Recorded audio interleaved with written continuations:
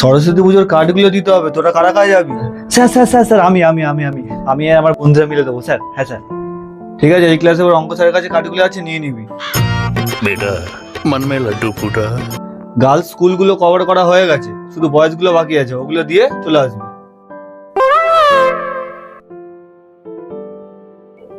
Sir sir বলছিলাম sir, রঞ্জিত sir না আমাদেরকে কমিউনিটি হলটা পরিষ্কার করতে বলেছে, তাই ওটা পরিষ্কার করতে হবে।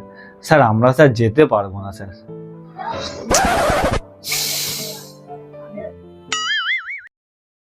তোর পিছনের বেঞ্চে যে চারজন, তোরা গিয়ে দিয়ে চলে আসিস।